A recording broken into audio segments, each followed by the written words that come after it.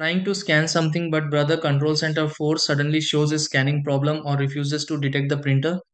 Many users face this issue when the scanner stops responding, documents fail to open, or the software suddenly cannot communicate with the printer anymore. Sometimes the printer appears connected for printing, yet scanning still refuses to work properly through Control Center 4. This issue usually happens because of connection interruptions, outdated scanner drivers, blocked permissions, or temporary software glitches between the computer and the brother printer. Whether you are scanning office files, homework, forms, or documents, these are the steps you can try to fix this and restore scanning on Brother Control Center 4 properly. Restart both the brother printer and computer to refresh the scanner connection completely.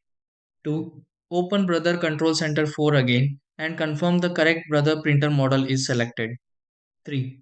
Check the USB or Wi Fi connection to make sure the printer stays connected properly. 4. Update or reinstall the Brother Scanner driver and Control Center 4 software if needed. Try scanning a document again and confirm Brother Control Center 4 recognizes the scanner normally.